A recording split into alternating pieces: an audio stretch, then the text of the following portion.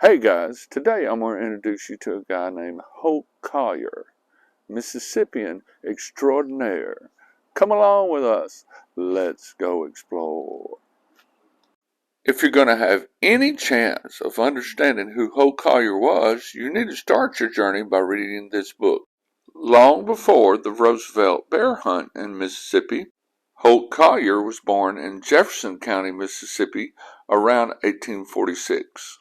Holt's mother's name was Daphne, and his father's name was Harrison, and they were house servants or enslaved individuals on the plantation of Mr. John Hines. We have to chase rabbits for just a bit so you can understand the environment that Holt came from.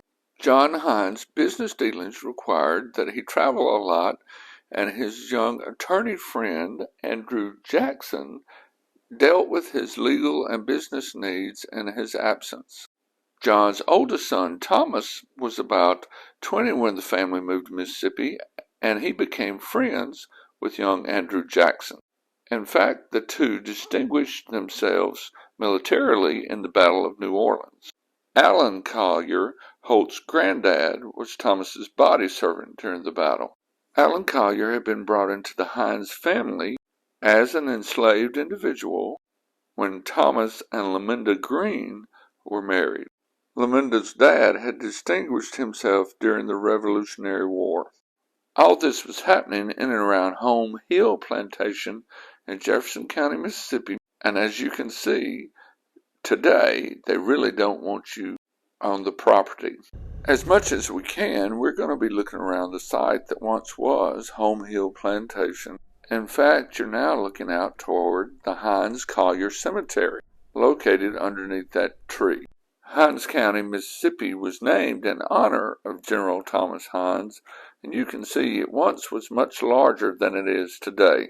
Cameron Howell Hines was born in 1808, and he's Thomas's son. Thomas Hines died in 1840, and the possession of Harrison and Daphne Collier and their children was passed on to Howell when he was 32 years old. Howell had grown up as a childhood friend of Jefferson Davis. Harrison and Daphne Collier were house servants, and they raised young Howell Hines. In fact, Howell seems to have worshipped them almost. It probably wouldn't be too much of a stretch to say that Harrison taught young Howell Hines how to be a man even.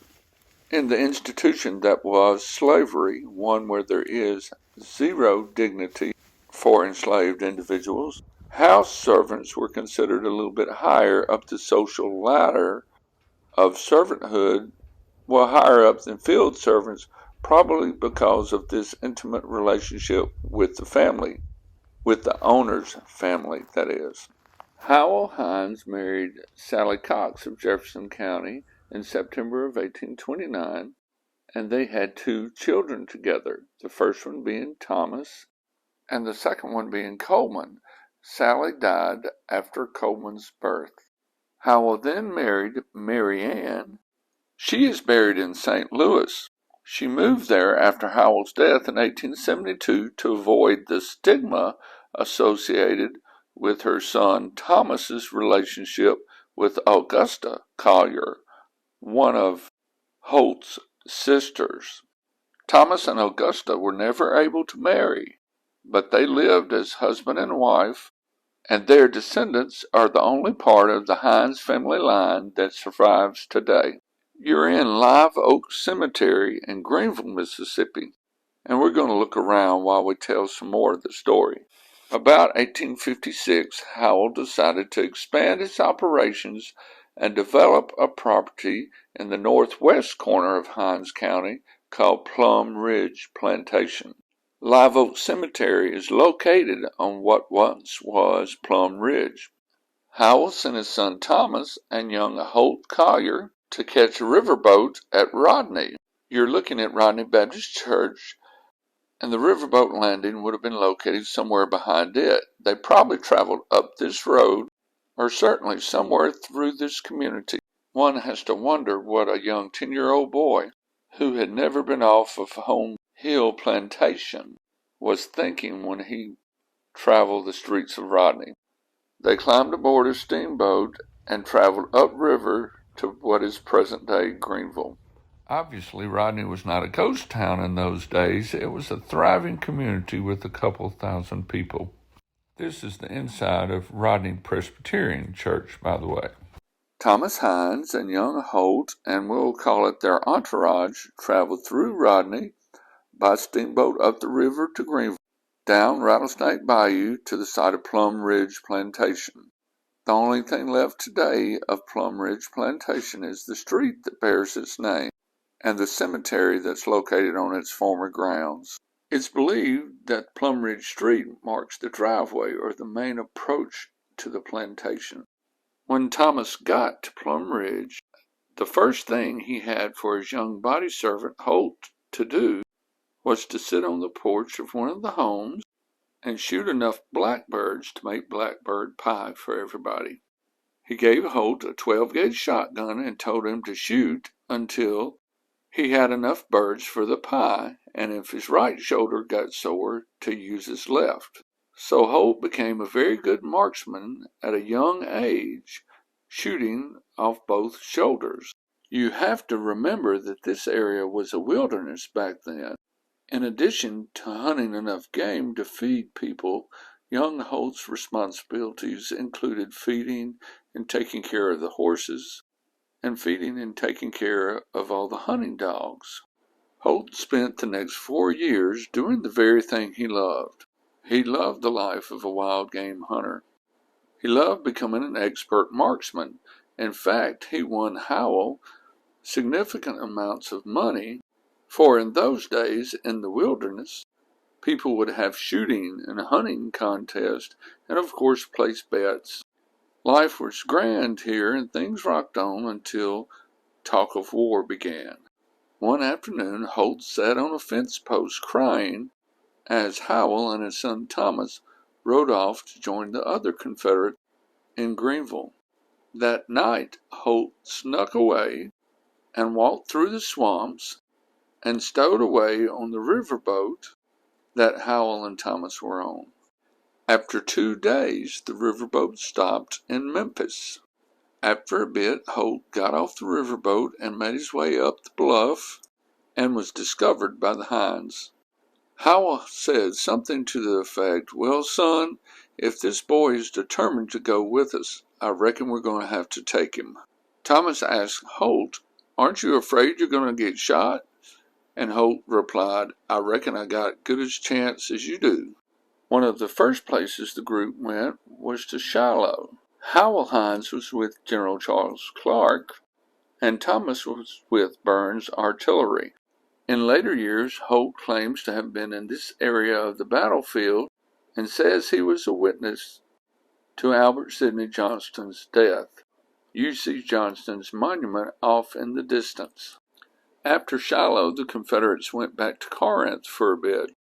It was here that Holt made friends with some members of the 9th Texas Calvary.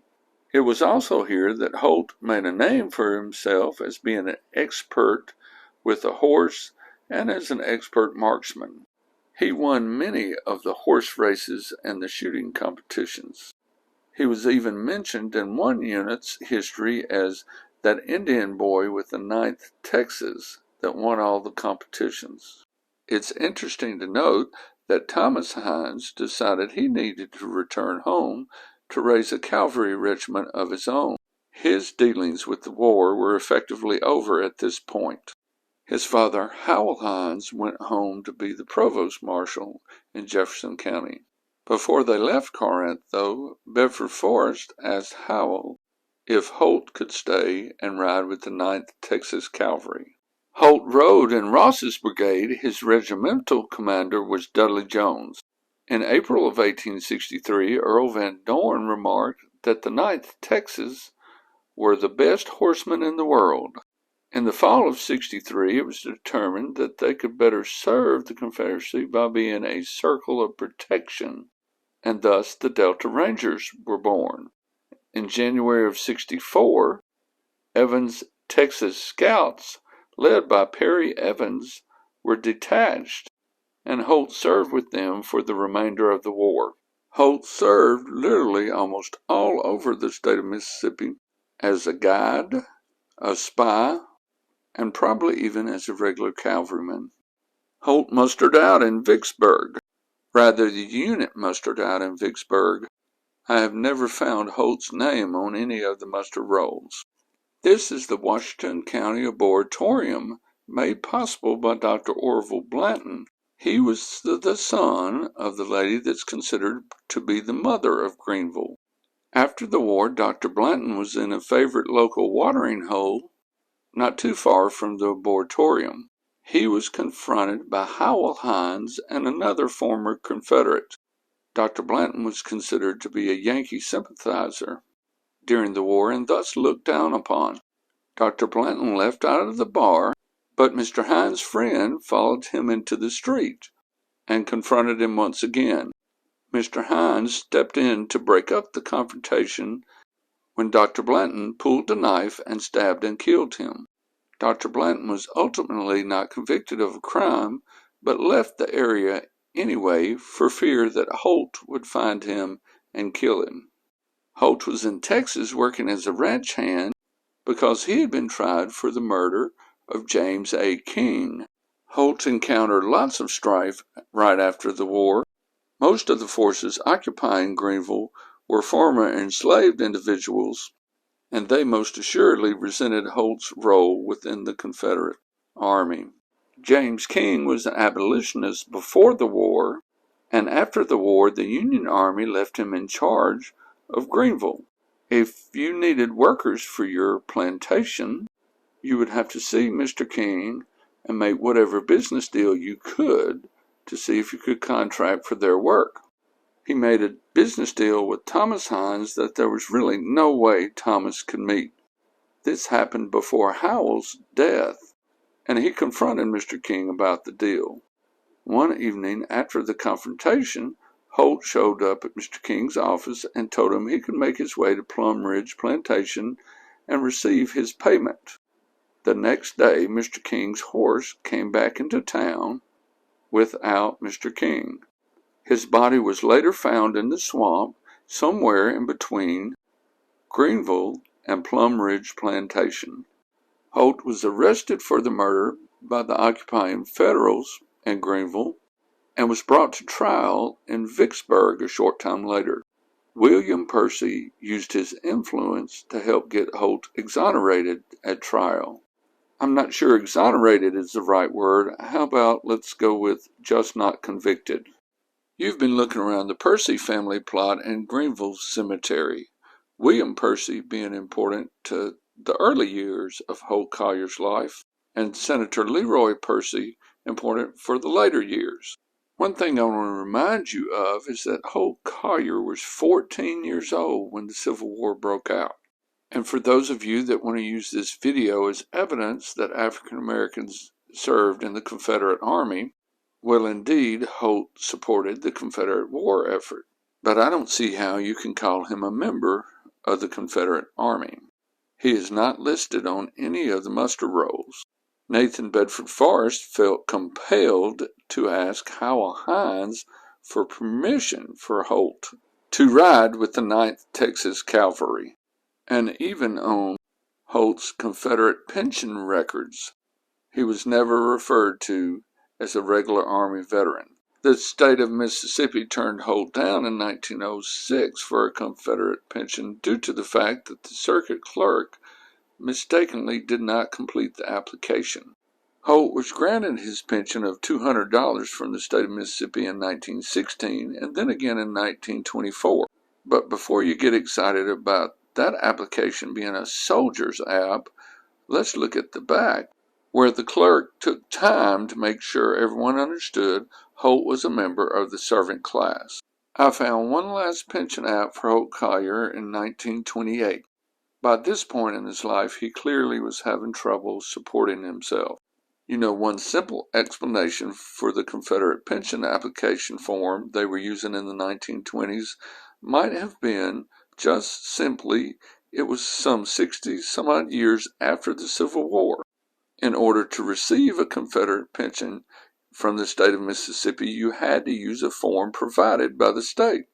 and by the 20s, the servant pension forms were simply used up. You know, in interviews that Holt did with the New York Times and other publications in later years of his life, in the 1920s and the 1930s, he seemed convinced that he was a Confederate Army veteran. He referred to the time in his life before the Civil War as the time period in his life when he had more nice things than at any other moment in his life. Why did he fight so hard to perpetuate an institution that kept him from being free? Perhaps it was simply because, on some level, he understood that the life he had come to enjoy would come to an end. He definitely had a strong relationship with the wealthy, influential people that were in his life, and they came to his aid at various points, especially when he was in the courtroom on trial for murder. To further understand Holt Collier and his impact on your life, watch this next video. Thank you.